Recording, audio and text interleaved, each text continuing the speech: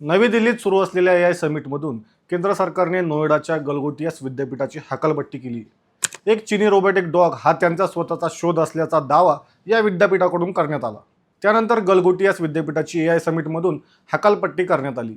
आता या समिटमध्ये नेमकं काय घडलं या व्हिडिओतून समजून घेऊयात। नमस्कार, मी अमोल, तुम्ही पाहताय लेट्स अप मराठी। आता सर्वात आधी Unitree go two robotic dog म्हणजे काय समजून घेऊयात। युनिटरी गो टू हा चीनच्या युनिटरी रोबोटिक्स कंपनीने विकसित केलेला AI शक्तीचा रोबोटिक डॉग आहे, जो चपळता आणि प्रगत सेन्सरसाठी जगभरात प्रसिद्ध आहे। हा डॉग 4D लीडर तंत्रज्ञानाचा वापर करून पायऱ्या चढू शकतो, असमान भूभागावर नेव्हिगेट करू शकतो आणि अडथळे ओळखू शकतो। अंदाजे 2 ते 3 लाख रुपये किमतीचा हा रोबोट व्हॉइस कमांडला देखील प्रतिसाद देतो आणि प्रामुख्याने तांत्रिक संशोधन आणि शिक्षणात वापरला जातो। Unitary company robotic dog humanoid robot बनवते।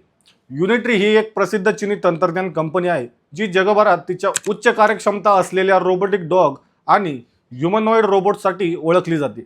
कंपनी प्रामुख्याने संशोधन, शिक्षण आणि औद्योगिक अनुप्रयोगांसाठी किफायतशीर आणि प्रगत सेन्सरवर आधारित रोबोटिक्स तंत्रज्ञान विकसित करते। रोबोटिक डॉगचे नाव ओरियन आहे। गलगोटियास विद्यापीठाच्या सेंटर ऑफ एक्सलन्सने विकसित केले असून विद्यापीठ AIच्या क्षेत्रात 350 कोटींची गुंतवणूक करत असल्याचा दावा या विद्यापीठाच्या प्राध्यापिका नेहा सिंह यांनी केलाय। विद्यापीठाकडून दावा करण्यात आल्यानंतर आता विद्यापीठाकडून आपली कबुली देण्यात आली। रोबोटिक डॉग केला नाही अशी कबुली विद्यापीठाकडून देण्यात आली। आता चीनी कंपनीकडून व्हिडिओ व्हायरल झाल्यानंतर गलगोटियास विद्यापीठानं म्हटलंय की हा रोबोटिक डॉग आम्ही कधीही तयार केलेला नाही किंवा असा दावाही केलेला नाही, परंतु भारतात अशाच तंत्रज्ञानाची रचना, अभियांत्रिकी निर्मिती करतील। नव्या उपक्रमांना मर्यादा नसतात, शिकण्यालाही मर्यादा नसावी। आम्ही जगभरातील सर्वोत्तम तंत्रज्ञान आणत राहू, जेणेकरून आमचे विद्यार्थी अभ्यास करू शकतील। एक्सने देखील या विद्यापीठाचा दावा नाकारलाय। विद्यापीठाच्या स्पष्टीकरणानंतर सोशल मीडिया प्लॅटफॉर्म एक्सने पोस्टमध्ये समुदाय नोट जोडली। त्यात म्हटलंय, विद्यापीठाने स्वतःचा असल्याचा दावा जो केला होता तो दिशाभूल करणारा आहे। दरम्यान गलगोटियास विद्यापीठ हे भारतातील एक प्रमुख विद्यापीठांपैकी एक आहे। या विद्यापीठातून आधुनिक तंत्रज्ञानाचे धडे दिले जातात।